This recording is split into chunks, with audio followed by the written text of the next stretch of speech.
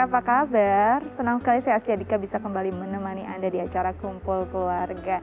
Nah, keluarga Indonesia tahukah Anda, jika mengekspresikan rasa cinta pada anak seperti belayan sayang, kata-kata sayang pada anak itu sama pentingnya loh, sama dengan memenuhi kebutuhan utama mereka. Tapi sejauh mana sih ini efektif dan sejauh mana peran ini bisa membantu karakter anak berkembang sampai dia dewasa? Ternyata kan orang nggak akan tahu, termasuk anak, dia nggak akan tahu dia tuh disayang apa enggak kalau nggak dikatakan. Memang nanti kita akan bahas di sini ada beberapa ekspresi bahasa cinta, gitu ya. Nah, terutama ada beberapa ekspresi rasa cinta yang memang anak itu emang perlu diucapkan.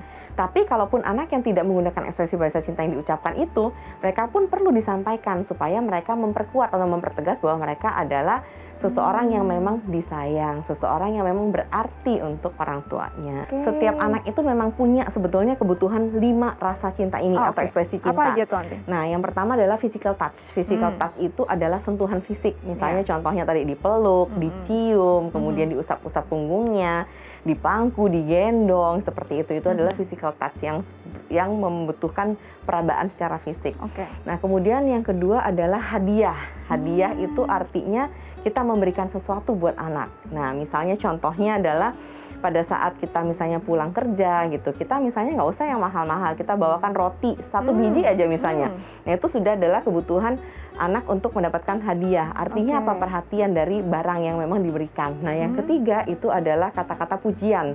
Kata-kata pujian itu artinya misalnya contohnya tadi kita bilang I love you nak, kamu pinter ya, bunda bangga deh sama abang, sama dedek dan sebagainya.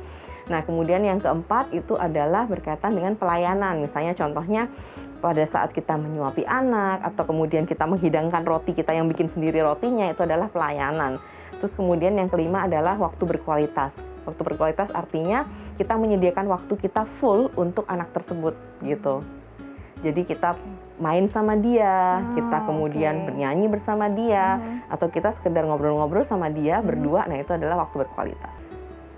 Karena aku juga belajar ilmu parenting, jadi aku nggak ikutin cara pola asuh yang lama. Jadi aku benar-benar sekarang itu kalau anak-anak sudah mencapai, misalkan dia sudah membereskan mainan atau enggak, dia sudah apapun yang aku kasih tahu dia mengerti, dia nurut, aku kasih reward, mungkin aku kasih ucapan sayang mama gitu kan, pinter banget. Jadi aku benar-benar tidak seperti mamaku dulu yang mamaku ajarkan gitu loh. Jadi secara verbal pun aku ungkapkan, secara perlakuan pun juga aku terapkan ke anak-anak gitu. Iya, jadi salut sekali sama Mbak Anggi bahwa memang harus terus belajar gitu dan akhirnya kemudian mengupgrade diri sehingga kita tahu bahwa dengan orang tua kita ada yang kurang nih, kita nggak pernah nih diapresiasi misalnya, atau kemudian kita kurang nih dipuji secara lisan gitu ya, atau verbal. Nah, sehingga kita rasakan kayaknya ada kebutuhan yang kurang dan akhirnya kita berikan kepada anak kita, apalagi Mbak Anggi ikut kelas-kelas parenting dan kemudian dipraktekkan, itu luar biasa sekali. Onti, sebenarnya apakah hanya memenuhi nutrisi perasaan anak saja? Atau justru ada impact lain dari ekspresi cinta yang orang tua berikan pada anak nantinya untuk membangun karakter dia atau menjadikan dia sebagai manusia yang seperti apa nantinya? Iya, yang pasti dengan kita tadi nutrisi kan memang ada 2 hal yang harus kita berikan. Nutrisi fisik yaitu dalam hal pemenuhan gizi dan juga nutrisi emosi atau psikologis dalam hal kebutuhan dia akan kasih sayang. Nah, sehingga kalau kita lihat kita kemudian bisa berikan nutrisi kasih sayang ini, maka kedepannya dia akan punya kecerdasan emosi yang jauh lebih tinggi dibandingkan anak-anak yang tidak mendapatkannya gitu. Nah, kecerdasan emosi seperti yang kita tahu isinya kan ada beberapa aspek nih.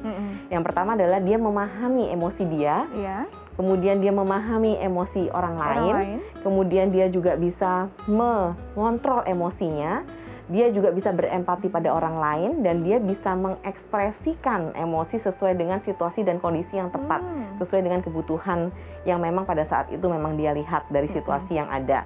Nah, jadi kalau dia mendapatkan nutrisi itu, maka dia akan memberikan juga kepada dirinya dan orang lain seperti itu.